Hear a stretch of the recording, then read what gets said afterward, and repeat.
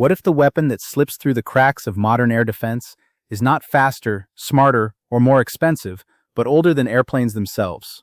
And what if a drifting balloon, almost laughable at first glance, is now forcing one of the world's largest militaries to look up in panic? If you like sharp military breakdowns without the usual noise, hit like, subscribe, and share this with one friend who loves stories where simple ideas change everything. For most of this war, the sky over Ukraine and Russia has been ruled by a brutal contest between attack and interference. Drones fly out, jammers wake up, signals get scrambled, routes bend, some aircraft vanish before they ever reach the target. That has been the pattern again and again. Every strike is not just a question of firepower. It is a question of who controls the invisible layer of the battlefield, the layer made of radio waves, radar sweeps, spoofing, and electronic confusion. And that is exactly why this new Ukrainian idea matters. Because instead of trying to beat Russian air defense with a more expensive machine, Ukraine appears to be asking a much stranger question. What if you could attack from a place that is cheap to reach, hard to watch, difficult to jam, and deeply awkward to defend against? What if you did not challenge the enemy where he is strongest? What if you slid around the whole system? That is the promise behind reports of Ukraine's DART concept, a small missile designed to be carried high into the stratosphere by balloon and released from above. On paper, the idea sounds almost absurd. Not sleek, not futuristic in the Hollywood sense, no giant launcher, no dramatic roaring takeoff, just a balloon climbing into thin air with a compact weapon hanging below it. But the more you think about it, the more unsettling it becomes. Because modern air defense is built around expectation. Radars search for certain signatures. Operators look for certain speeds, altitudes, and flight behaviors. Electronic warfare teams wait for signals they can interrupt. Interceptor systems are organized around the logic of detecting, classifying, tracking, and destroying. The entire chain depends on seeing a threat soon enough, understanding what it is, and reacting before it reaches the target. Now imagine a threat that weakens that chain at several points at once. A balloon can be cheap.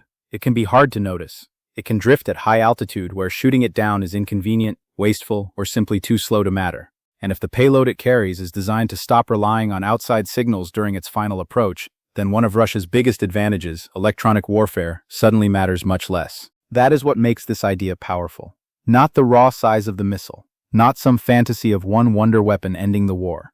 The real power is that it changes the math. According to defense reporting around the project, DART is a very small missile.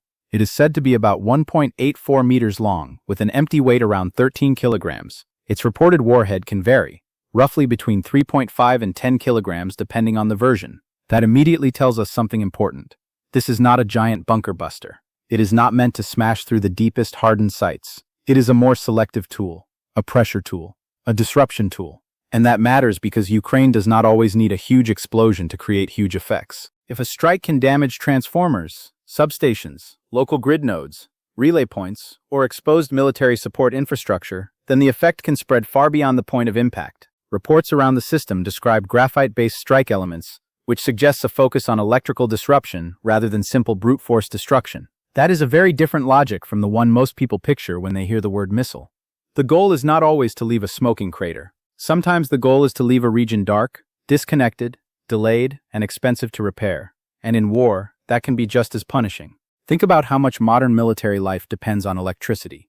Command posts, communications relays, maintenance hubs, rail logistics, radar support, industrial production, storage security, fuel pumping, repair work, data systems, surveillance networks, and emergency response all lean on stable power. If a relatively cheap weapon can repeatedly create faults in that web, then the damage is not only physical, it is organizational. It spreads through time. A bridge hit by a big missile is dramatic. A transformer network thrown into chaos can hurt for much longer. The most intriguing part of the DART concept is the flight logic.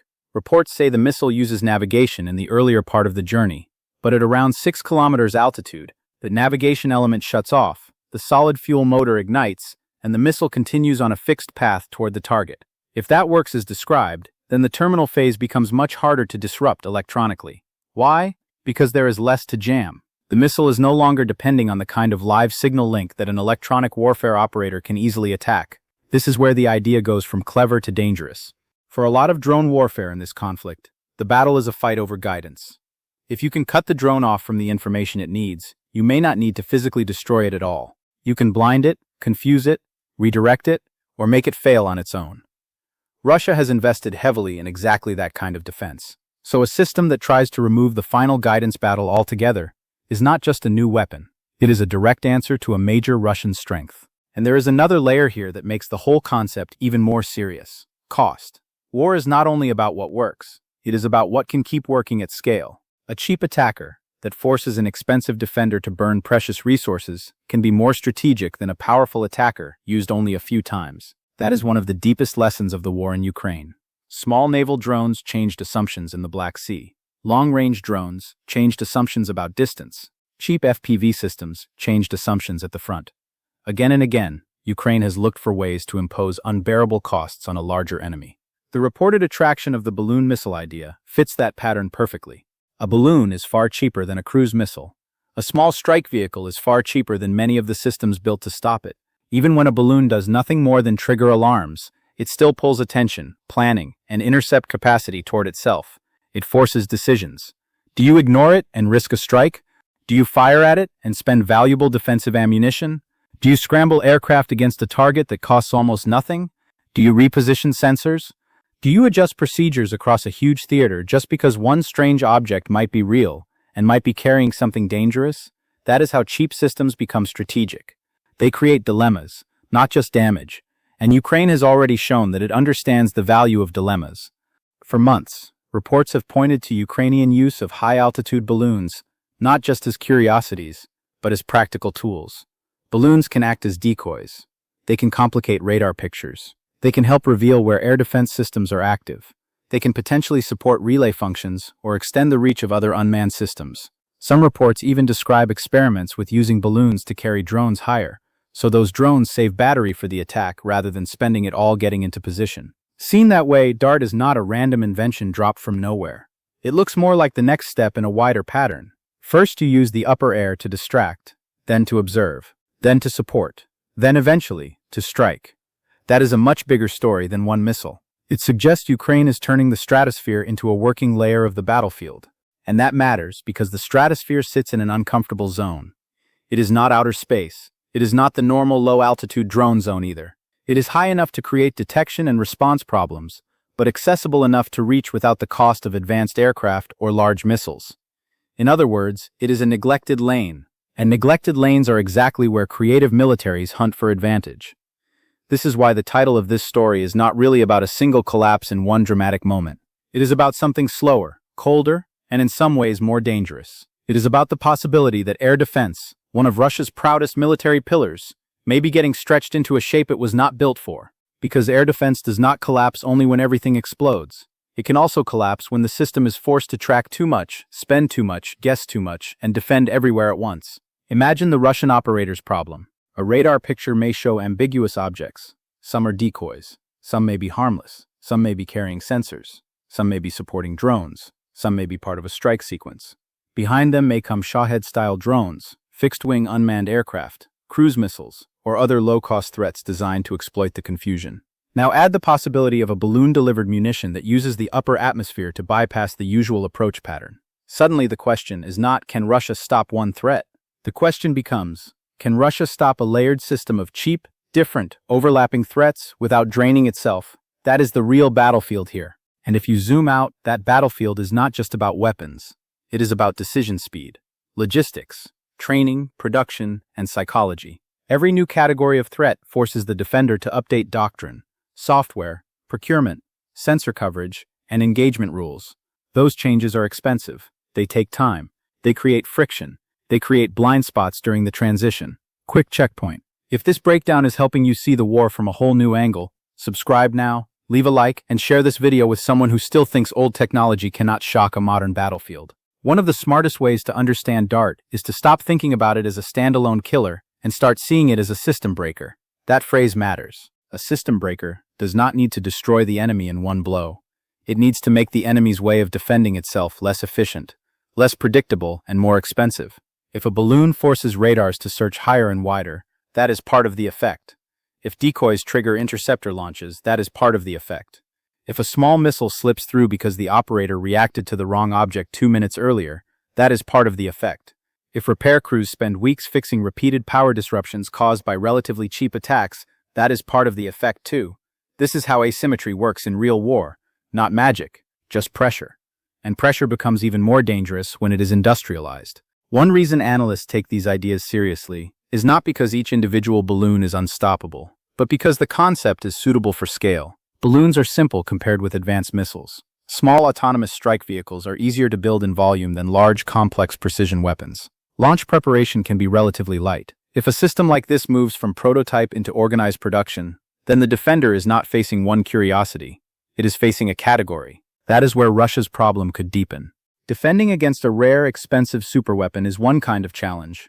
Defending against waves of low-cost, adaptable, hard-to-classify objects is another. The first challenge usually has a clear acquisition answer. Buy the right interceptor. Build the right radar. Create the right shield. The second challenge is uglier. It pushes you into an endless race of filtering, distinguishing, prioritizing, and conserving ammunition, while the attacker keeps changing the mix. And Russia already knows how painful that can be. Throughout the war, Ukraine has repeatedly looked for ways to stretch Russian defense across enormous distance. Oil depots, rail nodes, air bases, ammunition areas, production centers, logistics corridors, and energy infrastructure have all been pulled into the same strategic picture. Russia is large, but size can become a weakness when enough cheap threats can reach deep enough to force protection across a huge map. Every additional defensive ring costs money. Every extra alert costs readiness. Every false alarm consumes focus. This is why the balloon idea feels so psychologically powerful, because it does not only threaten a target, it threatens certainty. Military systems crave certainty. They want clean tracks, known signatures, predictable launch zones, reliable warning time, and stable categories. Balloons are the opposite. They drift. They blur categories. They can be simple or deceptive. They can carry little or much. They can be decoys today and something worse tomorrow. They make the defender ask the question every commander hates most. What exactly am I looking at? And while that question is hanging in the air, the next layer of the attack may already be moving. There is also a deeper historical irony here, and it is one of the reasons this story feels so compelling. Balloons are old military technology, very old. Long before stealth aircraft and satellite constellations, militaries used balloons to observe enemy formations and guide artillery. Over time, newer technologies pushed them aside. Airplanes were faster, satellites were higher, missiles were more direct. Balloons began to look like museum pieces, relics from a slower age. But war has a strange habit of reviving old tools when the conditions change. And the condition that changed here is electronic warfare. The modern battlefield is full of sensors and full of interference. That creates a weird paradox. High-tech systems are powerful, but they also create new vulnerabilities. If the battlefield becomes saturated with jamming, spoofing, and signal warfare, then simple systems that do not depend on complex links can suddenly become attractive again. Not because they are romantic, because they are stubborn. A balloon does not care about being elegant. It only needs to get into the right layer of sky. A compact weapon does not need a glamorous launch if the release point gives it the path it needs. Sometimes the future of warfare does not arrive as a gleaming new machine. Sometimes it arrives as a smart adaptation of something almost primitive. And that may be why so many militaries are watching near space and high-altitude platforms with renewed interest. The United States has explored high-altitude balloon systems for surveillance, communications, and sensing. China has invested heavily in high-altitude platforms and near-space capabilities, treating that band of atmosphere as a serious competition zone. Russia has also looked at its own stratospheric platform concepts, in part because altitude can help solve relay and coverage problems in wide theaters. None of that is accidental. The space between normal air operations and orbital systems is starting to matter again. What Ukraine appears to be doing is different because it is trying to weaponize that layer in direct combat under pressure, in real time, against a heavily defended opponent. That is why the world pays attention when an idea like DART appears, not because it is already a proven war-winning system, but because battlefield innovation has a way of spreading. If one country shows that a cheap method can force painful defensive adaptation, others will copy, refine, and mass-produce it. That is how tactical improvisation becomes doctrine, and how doctrine becomes a market. Still, this is the point where we need to slow down and separate promise from proof, because there are real limits here. The first is simple. Reports about DART describe a concept moving through official processes, not a long combat record. That means a lot of the excitement is based on design logic rather than a public history of repeated battlefield success. And those two things are not the same. Many ideas look brilliant in renderings, demonstrations, and technical descriptions. War is where they meet weather, friction, human error, countermeasures, and unpredictable failure. Then there is the wind problem. A balloon is not a helicopter. It cannot simply go where it wants. High-altitude currents matter. Launch timing matters. Altitude control matters. Forecasting matters. Even if an attacker understands prevailing winds well, there is still less precision than with a conventional missile shot from a controlled platform. That does not kill the idea, especially if the targets are area-based or infrastructure-based, but it does place real limits on what the system can do. And there is the payload question. A small weapon can be disruptive without being universally decisive. A 13-kilogram class missile with a modest warhead is useful for certain target sets, but not for all. Hardened bunkers, buried command sites, deeply protected storage areas, and major structural targets require other tools. So if anyone tries to sell this as a miracle replacement for conventional strike systems, that is probably too much. But that still does not make the concept weak. In fact, the biggest misunderstanding would be expecting DART to do the wrong job. Its strength is not being everything. Its strength is being cheap enough, awkward enough, and tailored enough to make the enemy solve a new problem. That is very different. And Russia, of course, will not stand still. Any new Ukrainian method tends to trigger Russian adaptation. Better optical detection, specialized anti-drone responses, revised radar settings, new patrol patterns, layered decoy discrimination, cheaper interceptors, high-altitude monitoring, even physical solutions designed to complicate low-cost aerial threats. All of that is possible.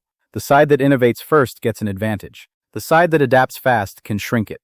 So the future of this contest is not one dramatic reveal. It is a cycle. Ukraine opens a gap. Russia tries to close it. Ukraine changes the angle. Russia builds a patch. Then the cycle repeats.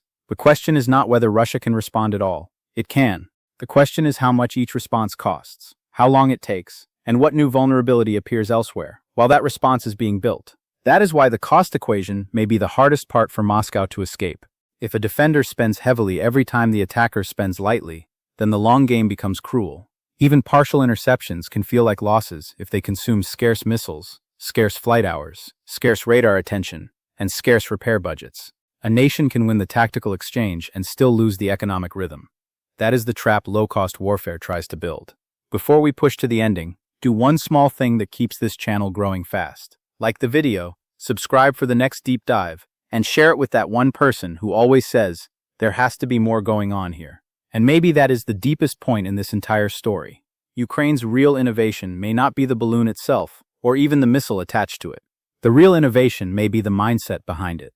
A mindset that refuses to fight on the enemy's terms.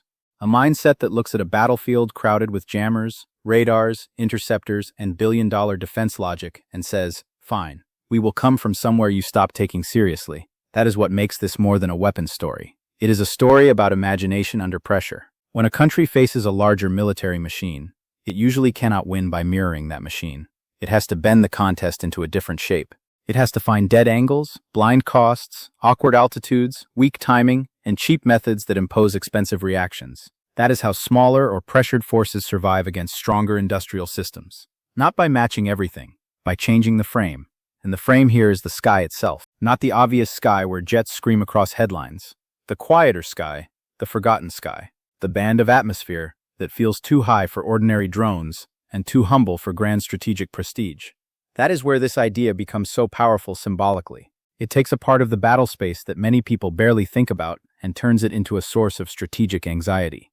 Imagine being a planner responsible for protecting critical infrastructure hundreds of kilometers from the front. In the old model, you think about aircraft, cruise missiles, sabotage, maybe drones on known routes. Now you also have to ask whether cheap drifting platforms could help cue attacks, stretch sensors, or deliver small autonomous weapons from unexpected geometry.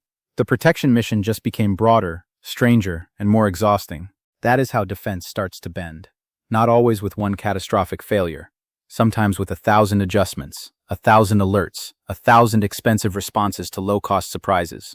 And if that sounds familiar, it should. That has been one of the defining patterns of the entire war. Ukraine keeps searching for methods that do not merely destroy assets, but deform Russian planning. It turns naval drones into strategic pressure in the Black Sea. It turns long-range drones into industrial disruption deep inside Russian territory. It turns cheap FPV systems into battlefield terror at the tactical level. And now, if this concept matures, it may be turning the Stratosphere into yet another pressure lane. That is what real military adaptation looks like. Not one invention, an ecosystem. And ecosystems are hard to defeat because every part supports the others. A decoy can help a drone. A drone can expose a radar. A radar reaction can open a gap. A gap can help a missile. A missile can damage infrastructure. Infrastructure damage can slow repair, movement, production, and response. Each small piece may look manageable in isolation, Together they become a constant strategic tax. That is why the phrase air defense collapse should be understood carefully. It does not have to mean Russian batteries suddenly stop firing tomorrow. It can mean something colder and more realistic, a gradual erosion of efficiency, a widening burden, a shrinking comfort margin, a defense network that still exists, still shoots, still adapts, but does so under rising cost, rising uncertainty, and rising pressure from directions it was never meant to prioritize this heavily. And if DART or systems like it contribute to that erosion, then they are doing exactly what they were meant to do, not replacing every weapon, not winning every strike, but forcing the opponent into a worse equation. That may end up being the real revolution here. Not a superweapon in the sky, but a cheaper way to make advanced defense feel fragile. And that lesson will travel far beyond Ukraine, because if this method proves even partly effective, every military planner on Earth will notice. They will ask which parts of their own infrastructure are exposed to high-altitude, low-cost threats. They will review radar coverage. They will think about interceptor economics. They will test near-space concepts of their own. They will ask whether the next surprise in warfare is not hidden in a laboratory, but drifting above them in plain sight. That is why this story matters. It is not really about whether balloons look old-fashioned. It is about whether old-fashioned tools, paired with modern battlefield logic, can open a new chapter in the struggle between offense and defense. And right now, that answer may be yes. Because in this war, the most dangerous weapon is often not the one that looks the most advanced. It is the one the other side did not prepare to take seriously until it was already too late.